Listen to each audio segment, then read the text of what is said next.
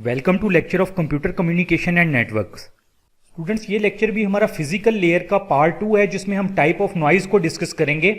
जैसा कि आपने इस वीडियो के टाइटल में देखा होगा कि फिजिकल लेयर पार्ट 2 और टाइप ऑफ नॉइज लिखा हुआ है। बेसिकली यहाँ पे फिजिकल लेयर लिखने का मकसद ये था कि हम अपने जब कंप्यूटर नेटवर्क पढ़ रहे होते हैं या कंप्यूटर कम्युनिकेशन पढ़ रहे होते हैं तो हमारे जो भी हम काम कर रहे होते हैं, किसी भी किस्म का जो टास्क हो रहा होता है कम्युनिकेशन के लिए, बेसिकली वो किसी ना किसी लेयर की रिस्पॉन्सिबिलिटी होता है। तो इसी तरह अब हम फिजिकल लेयर पढ़ रहे हैं। जब हमने जो लास्ट लेक्चर था उसका लिंक मैंने डिस्क्रिप्शन में दे दिया, आप देख सकते हैं, जो कि हमारा फिजिकल लेयर का पार्ट 1 था। बेसिकली उसमें हमने कुछ डिजाइन फैक्टर्स की बात की थी कि जो हमारा फिजिकल लिंक होगा उसके डिजाइन फैक्टर किस तरह का, यानी क्या क्या चीजें उसमें होनी चाहिए। तो उस वाले लेक्चर के अंदर आपने देखा था कि हमने जब उसको कुछ ट्रांसमिशन इंपेयरमेंट पढ़े थे तो उसमें नॉइज का जिक्र किया था। तो आज हम टाइप ऑफ नॉइज को कवर करने जा रहे हैं। यानी जब हम फिजिकल लेयर की बात करते हैं तो हमारा जो नॉइज का फैक्टर है हमारे ट्रांसमिशन मीडिया में, उसकी क्या क्या टाइप हो सकती हैं, हम उसको बेसिकली डिस्कस करने लगे हैं। तो टाइप ऑफ नॉइज 4 टाइप्स की मेन नॉइजेज हैं। लेकिन ये स्टार्ट करने से पहले मैं आपको एक चीज बताता चलूं कि आपने अगर ये वाली जो 4 टाइप्स हैं, इसका ये मतलब नहीं कि अगर ये 4 की 4 हमारे ट्रांसमिशन मीडिया में होंगी तो ही नॉइज जनरेट होगी, इसके अलावा नॉइज नहीं हो सकती। ये उसकी मेजर टाइप्स हैं। इनमें से अगर कोई एक भी होती है तो वो भी नॉइज जो है वो जनरेट कर सकती है। तो इसकी टाइप्स कौन सी हैं? सबसे पहले इंड्यूस नॉइज। इंड्यूस नॉइज कौन सी होती है? Come from the sources such as motor and appliances. अब मोटर एंड अप्लायंसेस से मुराद कोई ऐसी इलेक्ट्रिकल डिवाइस या कोई इलेक्ट्रॉनिक डिवाइस जिसकी बहुत ज्यादा आवाज हो। हमारे ट्रांसमिशन मीडिया के पास अगर वो चल रही हो तो उससे क्या होता है, ये जो डिवाइसेज हैं ये एक सेंडिंग एंटीने का काम करती हैं और हमारा जो ट्रांसमिशन मीडिया वो रिसीविंग एंटीने का काम कर रहा होगा। तो उसमें ये नॉइज का फैक्टर ऐड होगा। जिस तरह हम नॉइज को पहले डिफाइन कर चुके हैं कि नॉइज होता क्या है। नॉइज बेसिकली एक अनवांटेड सिग्नल है जो कि हमारे ओरिजिनल सिग्नल के साथ ऐड हो जाता है। तो ये जो इंड्यूस नॉइज है ये हमने देख लिया कि मोटर अप्लायंसेस वगैरह की वजह से आ सकती है। और उसके बाद आ जाता है thermal noise. Thermal noise is movement of electron in wire which create an extra signal.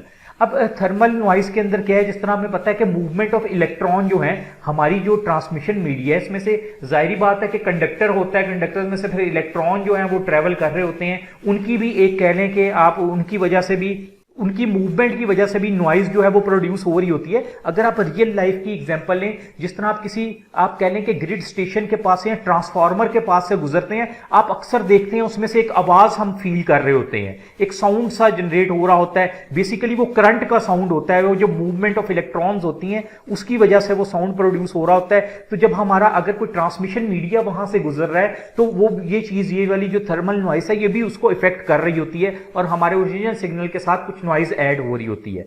उसके बाद हम क्रॉस टॉक नॉइज की बात कर लेते हैं। Cross talk noise is when one wire effect the other wire.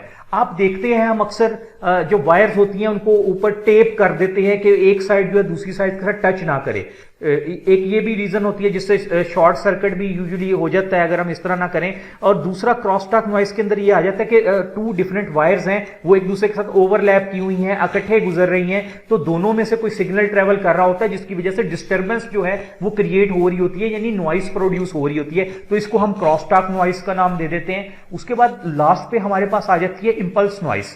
Impulse noise क्या होती है? Is a signal with high energy comes from lightning और पावर लाइंस। यानी आप जिस तरह थंडर स्टॉर्म जब आता है तो आप देखते हैं, जिसको हम कहते हैं कि बिजली बहुत जोर से चमक रही है, तो बिजली के चमकने और बादलों के गरजने की जो आवाज होती है वो भी हमारे सिग्नल्स को डिस्टर्ब कर रही होती है। इसकी आपने रियल लाइफ में भी देखा होगा कि जिस दिन वेदर बहुत ज्यादा क्लाउडी होता है, अगर हम वायरलेस कम्युनिकेशन की बात कर रहे हो तो हमारा जो वायरलेस सिग्नल है वो बाजू का डिस्टर्ब हो रहा होता है इसकी वजह से।